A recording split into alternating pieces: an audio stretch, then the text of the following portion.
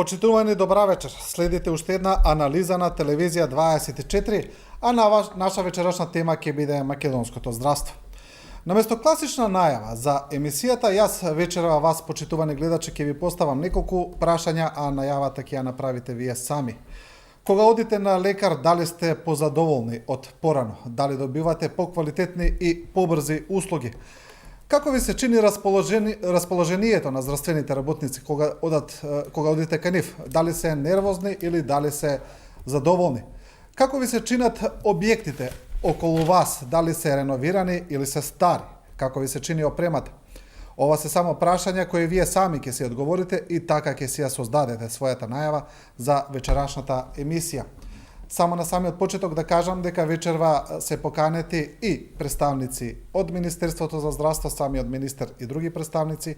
Исто така поканите се представници на лекарската комора, но од двете институции кажаа дека не можат да дојдат во оваа емисија од објективни или субјективни причини. Но тука ние вечерва ќе разговараме со самостојниот синдикат на клиничкиот центар, кој е повторно во жижата на јавноста поради протестот кој се одвива во клиничкиот центар, а кој е инициран од проблемот со паркингот, но протестот ги откри горливите рани во македонското здравство, за кои вечерва ќе разговараме. Тука е претседателот на синдикатот, доктор Горан Беговиќ, абдоминален хирург од клиниката за дигестивна хирургија, Јулија Јовановска, дипломирана медицинска сестра од клиниката за детски болести, и Предраг Серафимовски, максилофацијален хирург од клиниката за максилофацијална хирургија. Добра вечер на сите. Ајде одиме вака некако поред. Доктор Беговиќ, интересна е сликата што се случува на клиничкиот центар. После 6 години на хелиодромот повторно бели мантели протестираат. Се подсетивме на оној голем лекарски штрајк кој траеше од тогаш. Сега овој протест не е штрајк, е инициран поради проблемите со паркингот, но самите кажавте дека тоа е само капка која ја прелила чашата. Зошто ја прелила? Што всушност се насобрало во таа чаша? Кои се проблемите? Да. Добро вечер на сите.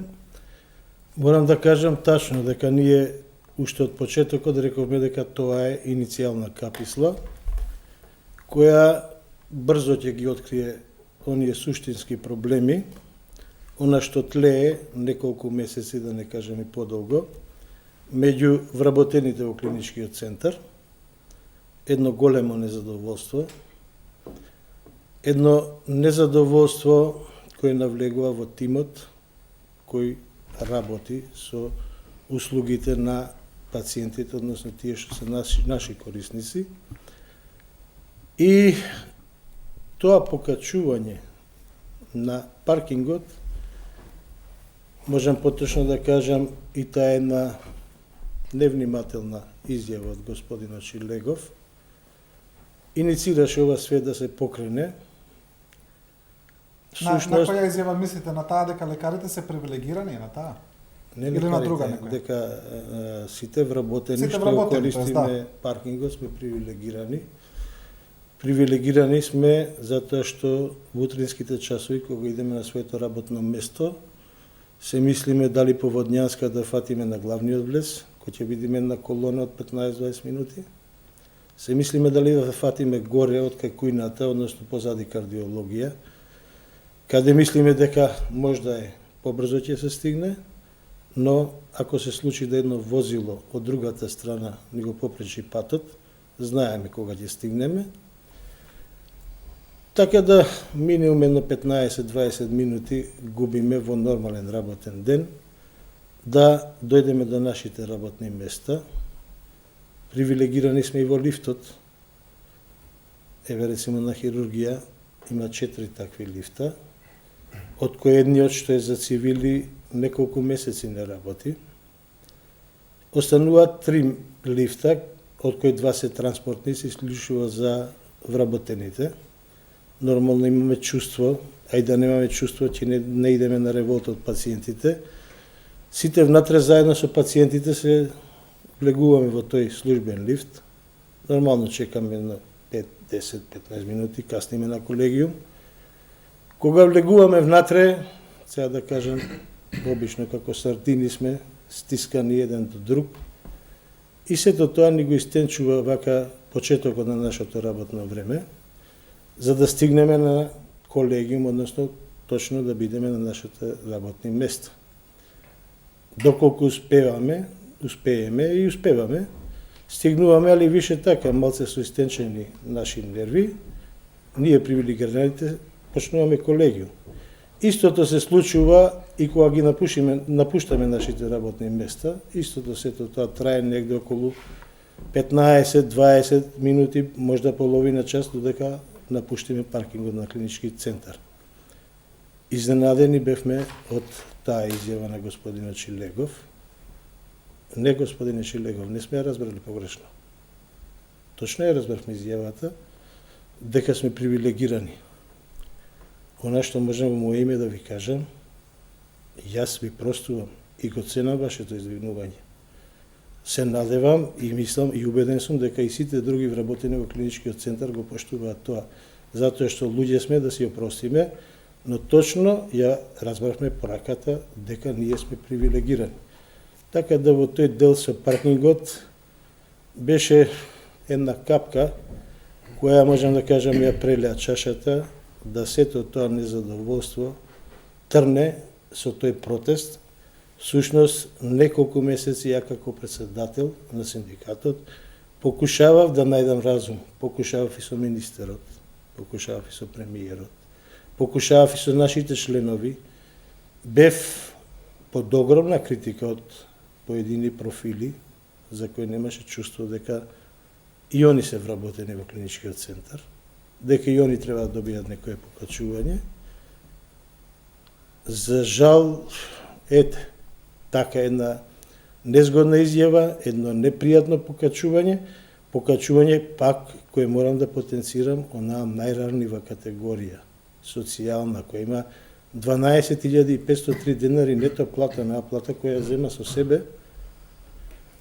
Со ова покачување планирано за септември 2019 година, со самиот паркинг, она буквално ја губи. Така да, мислам, тоа е нешто што прелеа чашата. Можам да кажам дека сестрите со средна стручна спрема, ако тоа покачување кој ние не го прифативме, беше 5%, веќе со ова покачување на паркингот ќе изнесуваше 50,3% од тоа 5% покачување само со паркингот да им се земе. На докторите тие 10% од 2019 година со тоа покачување, со ова покачување на паркингот ќе им се земеше околу 12,70 и нешто проценти. По основа на тоа што се покачи паркингот во град Скопје, а ние живееме во Скопје, значи тоа беше една почетна работа која очигледно до крајот на 2019 година ние тоа покачување ќе го сведевме во пракса на 0%. Да. Добро, ќе продолжиме. Тргнавме во таа насока, тргнавме кон проблемите. Јовановска, вие сте медицинска сестра, на некој начин го представувате тој сегмент од медицинскиот кадар. Кои се проблемите кои ги трпи, да речеме, тој персонал во поглед на целата организација? Овде сум како синдикат. Да, како синдикат, но како синдикат, но најдобро да знаете тој сегмент бидејќи го работите. Секако, да. Секако. Јас и во неодамна кажав дека ако нешто постои нерегулирано како професија и како професионалци во нашава држава, тоа е сестринството. Тоа е нешто кое што во светот е толку почитувано, освен што е почитувано, е најрегулирано. Во директивите на Европска Унија, кои што кај да ќе мора да почнеме да ги применуваме, во регулирани професии, освен архитекти, лекари, стоматолози, ќе ми простите, имаше уште некој, спаѓаат медицинските сестри и акушерките. Значи, точно се знае кој смее да биде сестра, со какво претходно образование треба да биде, кои предмети треба да ги изучува на таа висока школа.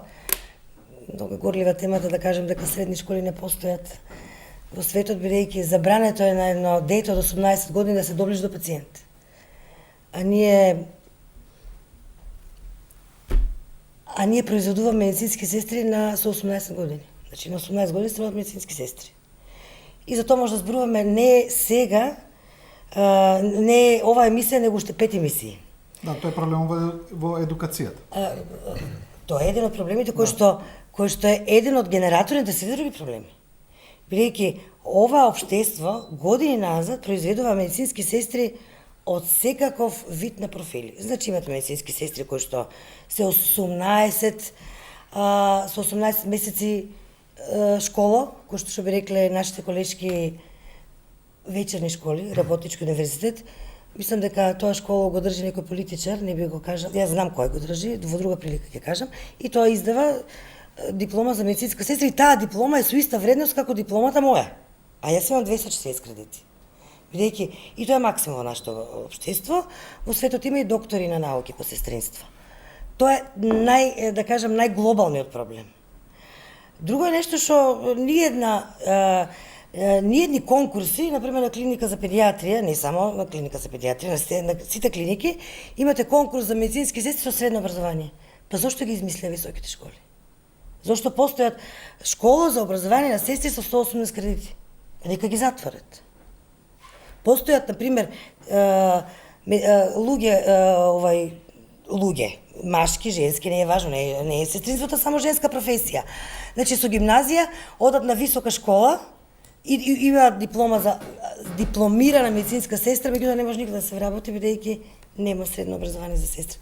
Тоа е, така да кажем, еден од крупните проблеми. Може би затоа и пациентите кога одат на лекар кои не го знаат ова што го зборуваат, па се плашат кога ќе видат така некој млад, некоја посебно млада медицинска сестра да им пружи лекарска услуга. Едноставно млада нема медицинска сестра не е значи лош професионалец. Но ете сугестивно имаат некој страф. Образованието ни е отидено во голем, во секаде, во сите сфери, тука да не се лажеме. Да. И очекувавме дека нешто ќе се промени. И се уште очекуваме и се надеваме. Ама пак ги потенцирам. Ако нешто постои нерегулирано во оваа држава, и така го прават почетниот раздор, ние и претходната власт, знаете што ви каже? Сестри со средно, сестри со високо, сестри со завршени во Битола, сестри завршени во Скопје, и така раздели па владе и на оваа актуелна сега власт, да речам, во која што имавме големи надежи, така фини одговара и пак се прави конкурси онака како што се сака. Закон за сестринство креиравме, меѓу другото морам да потенцирам, иако не е работа на синдикатот, синдикатот беше еден од главните иницијатори и креатори, ќе се сложи и председателот и доктор Предраг, да тој закон за сестринство. Имавме добра соработка со минатата власт во тој дел. На крај отидовме во собрание, тој закон во собраниска процедура, пратениците не им се допадна дека сака да ни регулират професијата, не откачија. Да, кажавте... А сега актуелната власт не е ни начната. Не го ни начнала. Кажавте во еден момент имавме голема доверба во актуелната власт. Имате ли се уште? Да. Се надевате се уште дека може да се сменат работите? Јас сум оптимист. Искрено? Или ги изгубивте сите надежи? Не. Јас сум оптимист и затоа сум тука. Да, затоа сум тука. Затоа разговарам воопшто. Да. Доктор Серафимовски, и денеска имаше премиерот Заев една изјава во насока на лекарите, на платите на специјалистите. Не знам, мислам дека сте ја виделе. Значи, зборува за тоа зголемување на платите од 5% кое се планира за 2019 година, го спомна тоа што беше од 5%, но вели не било се така црно, имало случаи кога лекари на клиниките земале плати до 2500 евра месечно. Такви лекари, за жал, може да се изброат на една рака, 2-3 доктори, тие не треба да се земаат како репер и да се ставаат другите лекари во исти кош. Пошто на некои клиники, некои дежурари на секоја втора вечер и затоа имаат околу 15 до 16 дежурства во месецот и затоа се качува до 150.000, ја мислам, денари, никој нема стигнато во клинички центар. Значи тоа премиерот има погрешна информација добивен од некого. Лекарите како дејност, мислам како фела, се крајно дискриминирани последниве 15 години, да не речем и последниве од кога постои Македонија, се ставени под тепих, бели од мантил. Значи, ние се бориме за сите профили као синдикат, меѓутоа морам да нагласам дека имавме голема доверба и очекување од оваа влада, пошто во нивната програма, впрочем ја поддржавме на 2-3 наврати дека клиничкиот центар како прво ќе се врати во првобитниот облик, со еден директор, со еден управен одбор, да не се трошат пари на управни одбори, економските директори кои земаат дупло поголема плата од лекарите, да си го најдат своето место во системот, да не бидат избркани, меѓутоа не може еден економист директор да зема 60.000 почетна плата, а доктор хирург или интернист да зема 38.000. Сега со зголемувањето од 5% што беше, платата на лекар специјалист е 40.000 денари. А со покачување од 10%, значи пресметајте, околу 4.000 денари ќе ни се покачи, 44.000 денари ќе зема лекар што работи по 30 сати, по 36 сати останува, значи од амбуланта, дежурство, па утредента продолжува во операциона сала. Да, значи во таа сума ги пресметувате дежурствата, се пресметувате, да. Не се дел од платата, значи тие се додаток на плата.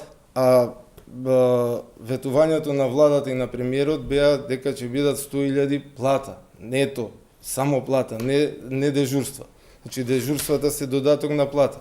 Се направи напор, се испеглаа некои профили што беа интернисти, некои хируршки клиники што не беа влезени од прошлиот министер Тодоров.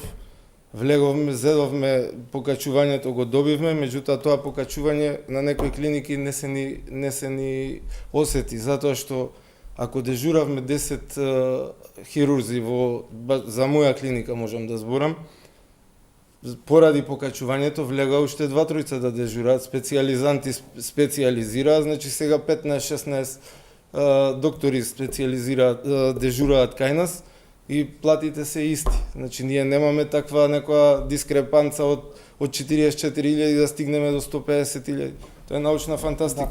Да. Доктор Беговиќ, ова што го спомна доктор Серафимовски, тоа е едно од главните ветувања на оваа влада, дека специјалистите ќе земаат 100.000 денари плата.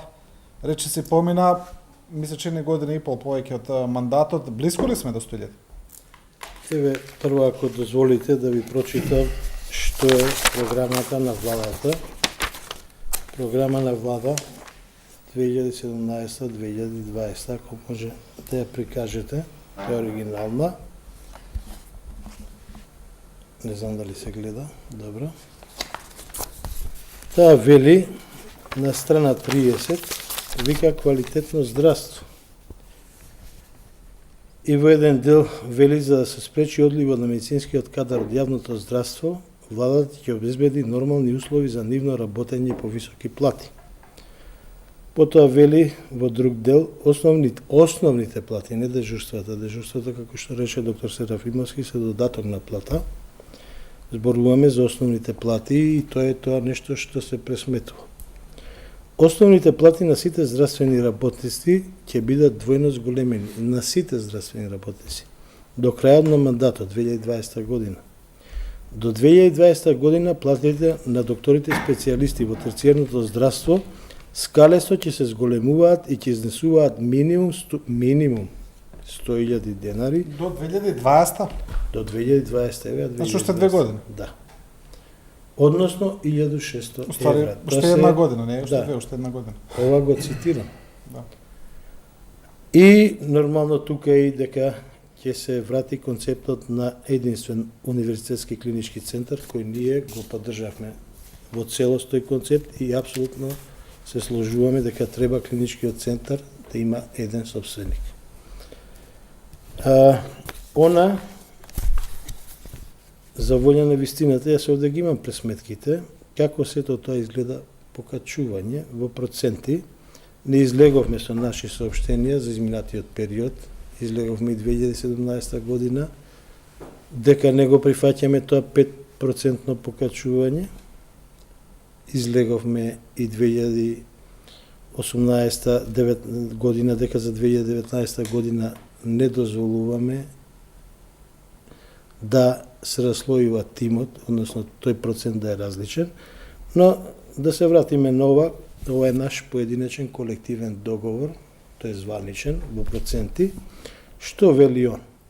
Вели дека пред да биде ова покачување од 5%, оној општ работник, и то не е тој надолниот, нешто над него, имал коефициент на сложеност од 1,393 и имал тогашен минимум на плата од 12.654, односно неговата бруто плата изнесувала 17.627 денари, а во нето 12.333 денари.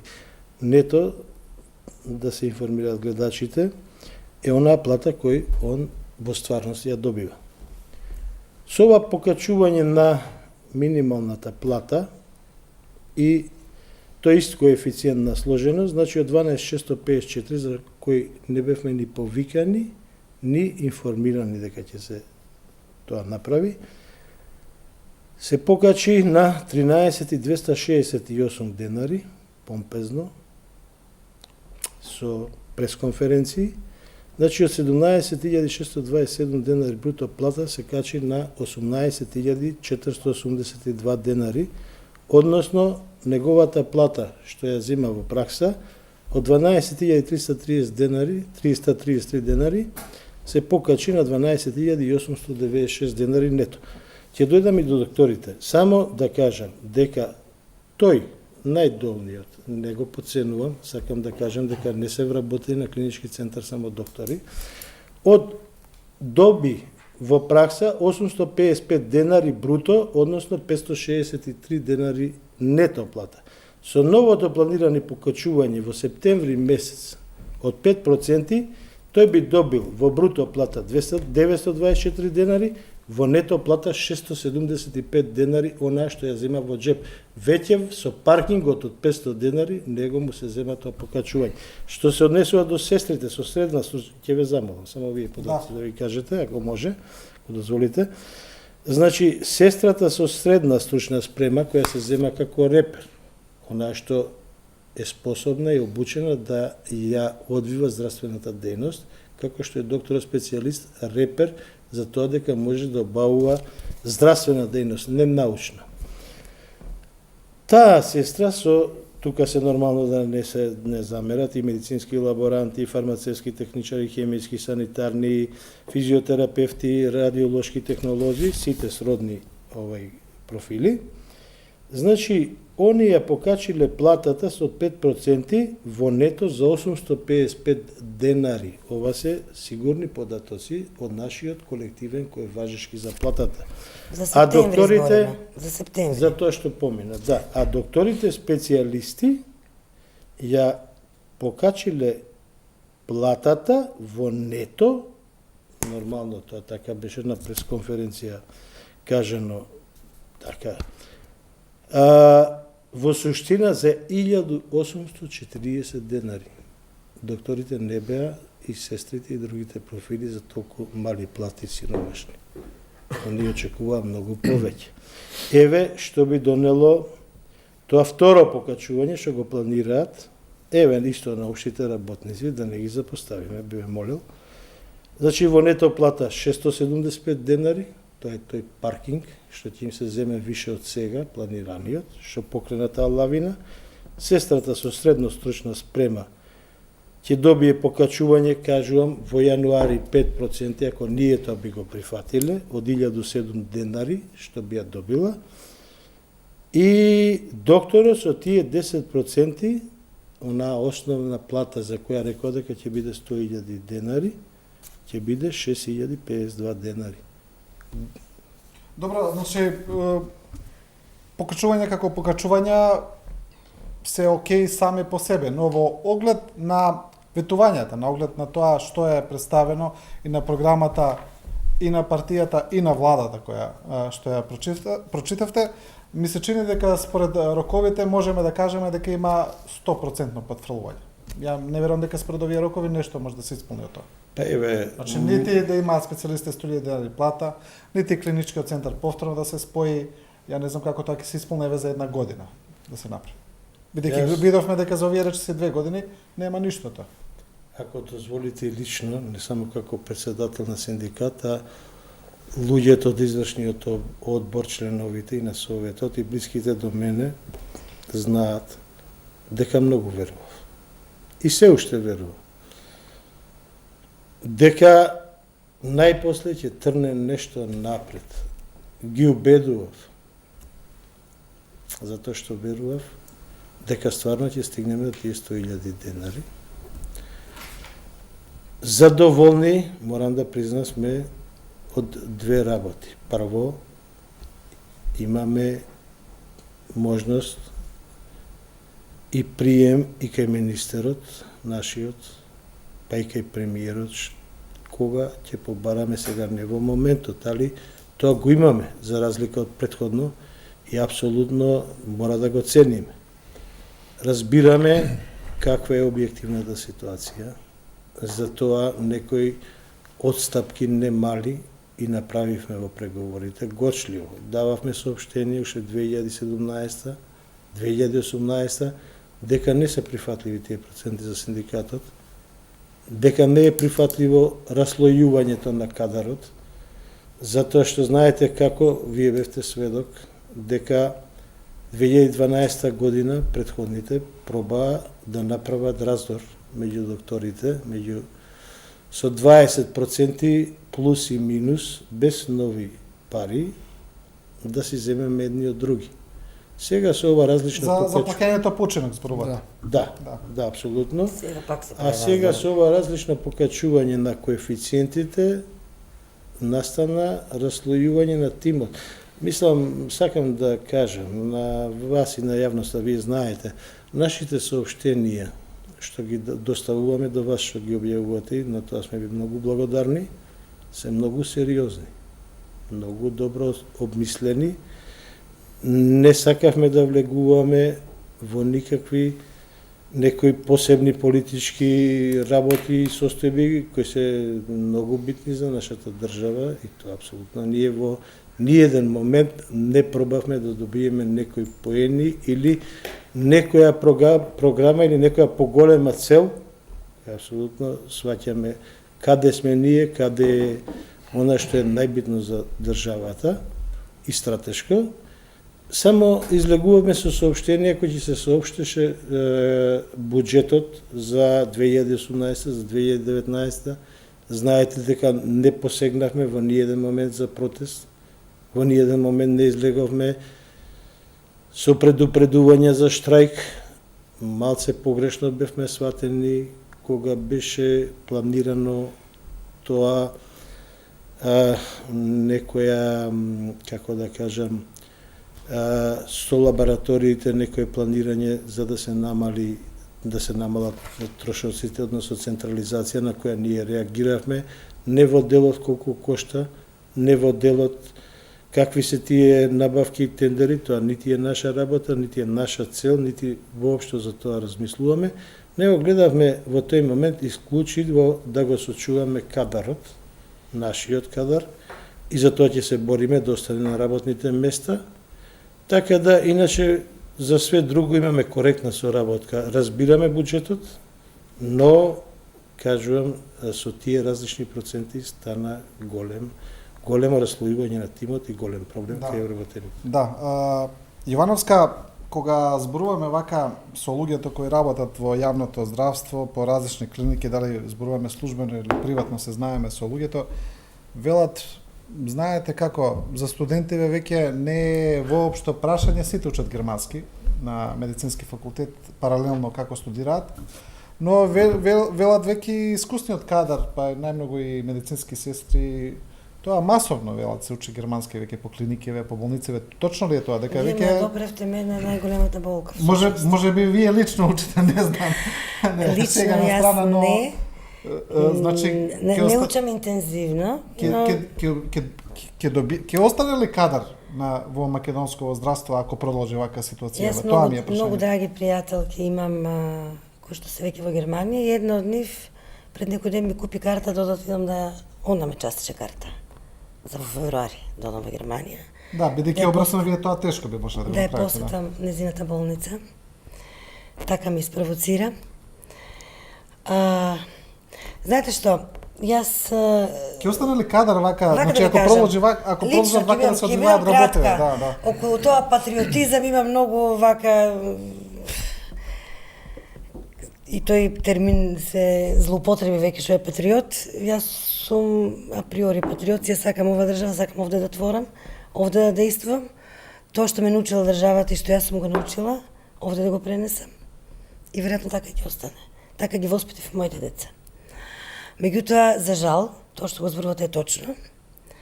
Многу персонал оди во Германија. Тоа е проблем веројатно и во целиот тука регион. Да. Но постои нешто Не што само во Германија, али во Германија. знаете што, во целиот регион одат дали Норвешка, дали Германија, дали Велика Британија, кој како ќе се снајде. Но би рекла и нешто друго. Одат и лекари и сестри во приватен сектор. Нас не е целта да имаме силно јавно здравство. Некој кој што оди во приватна болница, а претходно државата, менеджментот или општеството му дозволило да се едуцира во Холандија, во Германија, и по семинари, по конгреси, зима слободни денови, како тоа не се регулира? Дали треба тоа јас како медицинска сестра да го приметам дека некој доктор од мојата клиника кој што бил на вака, да речам, толку привилегиран да патува секаде да се едуцира и наместо тоа што го добил како знаење и како пракса да го вложи во јавното здравство, одеднаш го вложува, јас немам ништо против приватните болници. Меѓутоа, една држава за квалитетот на здравството зборуваме кој има добро јавно здравство. Се сложувате, нели? Да. Јавното здравство е Тоа е репер, да. репер. И сега јас би кажала нешто надвор од вашето прашање, кога да се доврзам на доктор Беговиќ. Добро. Кога збориме за раздор на тимот, јас пак ќе почнам од таа дарливата категорија. Јас би ги рекла, бидејќи тој е еден таргет мој, бидејќи јас работам како сестра за контрола на инфекции и постојано моите хигиеничари ги едуцирам, ги учам, на едукација ги викам, па ваква процедура, па онаква процедура. Они имат ризик од убодни инциденти. Они имат ризик од заразни болести. Нешто што другите хигиеничари во Министерство за не знам си кое, немаат ризик. Они чест канцелари и брижат прашинчиња. Во здравството хигиеничарката има сериозни ризици од професионално стекнати болести.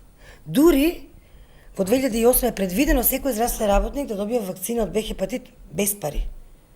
Никој тоа не го спроведе, нит па некој се усуди до сега да ја тужи оваа држава ако добие Б хепатит или С хепатит, па а државата е задолжена да го вакцинира. Да не одам надвор од темата, меѓутоа и тоа го прави раздорот. Раздорот меѓу хигиеничарката и медицинската сестра, раздорот меѓу сестрата и лекарот, раздорот меѓу лекарите. Ако денес премиерот вели дека некој земал 150.000 денари плата, што би рекол специјалистот кој што, како што кажа доктор Предрак, земал 40, со покачувањето има 44.000 денари плата. Фер ли е тоа? Дали е фер? Ако веќе нема пари, окей, ќе се стрпиме. А меѓутоа, ако е колачот толкав, дајте поделете ги равномерно. Ако е за мене 10% се 1000 денари, хипотетички зборувам, за професорот се 3000 денари. Меѓутоа, значи да бидат едноставно да не стварат без, ако створите вие раздор во тимот, нема квалитетно здравство. Ако болничарот е незадоволен, џабе имате вие квалитетна медицинска сестра која што се обучила, знае германски, знае процедури, има едукација, ја оперирал доктор Беговиќ. Болничарот кој што треба да го обави транспортот од травматологија до сала, па може ситни глупости да направи баш од тој раздор. Не дека ќе го направи на штета на пациентот, но наместо да го однесе за 5 минути, може да го однесе за 10, за да го изнервира докторот или сестрата. Да, Ме разбирате? Да. Тие нарушени односи. Тоа е само банален пример. Исто лаборантот може да каже апаратот не ми работи. А докторот без лабораторија може да постави диагноз? Знаете што значи лабораторија во денешно време? Да. Доктор Серафимовски, ова што го спомна вашата колешка за јавното и за приватното здравство е една од главните болки за кои зборуваме со години за одливот на кадар, но можам да кажам дека не изненади една одлука на Министерството за здравство за клиниката за детска кардиохирургија која треба да се пресели во приватната болница Филип II, една прилично неконвенционална одлука, би можел да кажам, и наместо сега ние цело време очекуваме државата да направи некаква стратегија каде што ќе ги враќа специјалистите во јавното здравство, сега цели клиники се селат во приватното, значи прилично и тимови изненадувачки потек. Изненадувачки потек, пошто и претходната влада и актуелнава на сите звона кажува дека ќе се направи државна кардиохирургија, детска кардиохирургија, дека се има обезбедено средства и сега одеднаш се случува оваа работа. Јас знам дека пред да се распадне клинички центар под наводници на сите овие клиники, буџетот на цел клинички центар, значи за 36 колку сме клиники, беше околу 5 до 6 милиони евра. И тие клиники функционираа. Од кога се направи тој договор со фондот за приватните болници, значи голем дел од колачот од фондот колку што може, тоа е цифрата што ја имаат. Да, и со сите е фиксен. Да, фиксен. Значи дел од колачот оди сега и за Систина, и за Жан Митрев, и за Ремедика. За нашиве клиники е све помалку и затоа кубуриме и со инструментариум. Работиме со инструменти 30 години стари и повеќе, немаме лекарства, немаме основни услови за работа на некои клиники. И тука не можам да сватам како може така да се прави тој одлив. Ако е некоја приватна клиника, ако мисли дека може да живеат од приватни пациенти, како што е секаде во светот, и во Америка, и во Германија, значи тие не подпишуваат договор со нивни фондови, тие фондови не постојат за нив. Значи не може од дел од колачот, и тоа поголемиот дел од колачот да го земаат приватните болници на уштрб на јавното здравство, на уштрб на клинички центар. И затоа е овој одлив што кажува сестра Јуле, не е само за доктори и за сестри, сите, дури и кај нас се полагаат испити за дипломирани сестри, идат и доктори и ветеринари, полагаат за сестри за да одат во Германија, во Швајцарија. Тоа е цела работа. Да.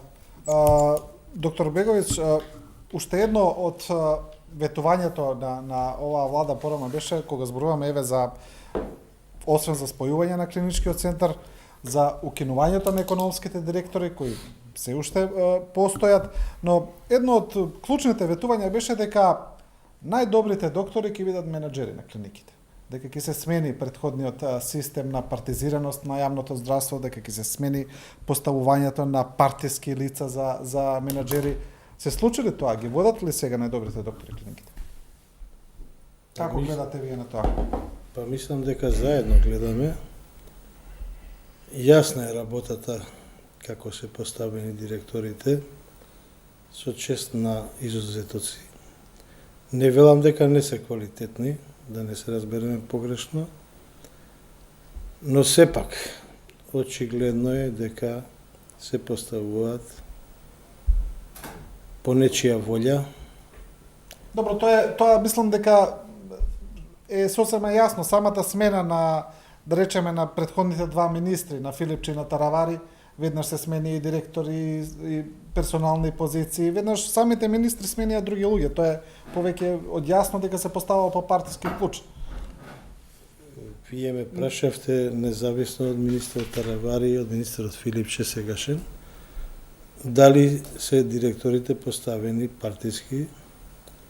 Кажувам, сите ние знаеме и гледаме како се поставени. Кажувам, не велам дека не се квалитетни, но очигледно не е она дека ќе ги бира колегиумот на доктори и вработените, како што беше најавено од министерот Таравари на почеток, бар ја така мислам, ги поштувам сите, ми се пријатели, поголем дел, не може да кажам сите, се квалитетни доктори, но не знам како да кажам, дали е правилно партијата да си поставува, односно власта, дали е паметно па стручниот колегиум да поставува, сигурно сака власта да си има механизми да управува со јавните здравствени установи кои не се припаѓаат. Но во секој случај мислам дека во тој поглед негде приближно сме и претходно и сега, јасно е, бар како што имаме ние информации, како што гледаме, јас сум скоро 30 години вработен на клиниката за дигестивна хирургија. Јасни се позициите. Зошто се уште постојат економските директори? Еве, има ли некакво образложение? Имаше најави, повеќе од јасно е нивниот вишок во тој здравствен менеджмент, во структурата, во хиерархијата, дека се едноставно непотребни, тоа го покажа и праксата, го покажа и со загубите во јавното здравство, со клиниките, кои порано, не знам, беа 20 милиони евра, сега не знам колку се, дека, значи, тие не успеале ништо во тој економски сегмент. Да, подобро не се уште ги има. Имате ли, еве, некое образложение, зошто едноставно барем тоа не се направи? Прво морам да ви кажам дека во финансискиот дел немам информација.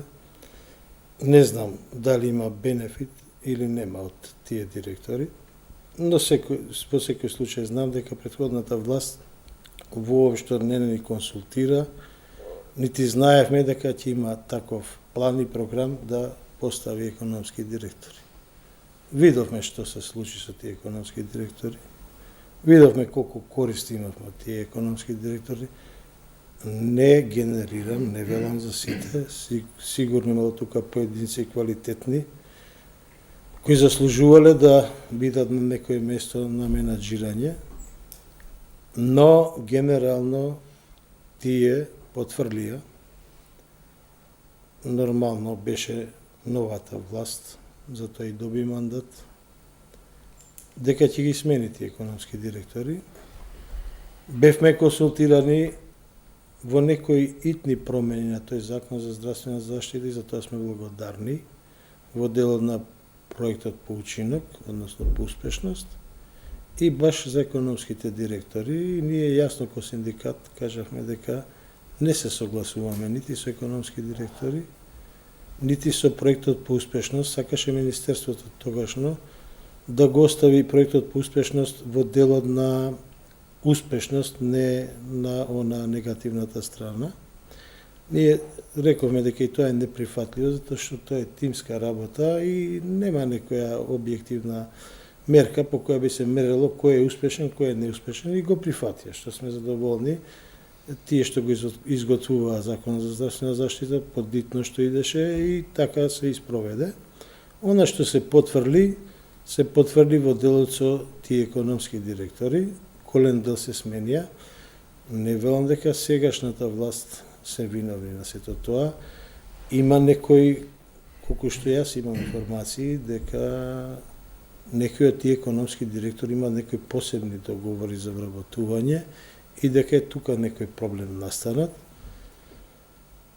Не сум присталици, не сакам луѓето да останат на улица, оние што тука се вработиле. Никој од нас не е крив дали ВМРО ќе биде 11 години на власт или СДСМ 5, 10 или не знам колку години. Да, но сега зборуваме за здравствениот систем, да, тие луѓе сепак земаат огромни тоа е- плати, а излегува дека суштински не работат ништо. Добро, јас го гледам малци хуманиот Да, во ред, дел. да. Не мора да се директори, може нешто во таа администрација да си најдат свое место.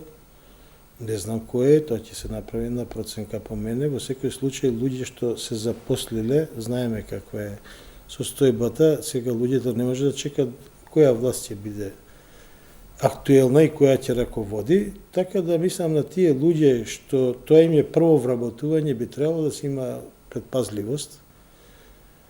али во секој случај проектот со двајца директори, односно со економски директори, очигледно и по моје мислење се покаже како апсолутно неуспешен. Да, кај се раздробија клиниките 36 колку кажавте директори, па плюс уште по еден директор на нив. Управни одбори. Да, и управни одбори, да. Добро, ќе направиме кратка пауза за реклами и бргу се враќаме во студиото, останете со нас.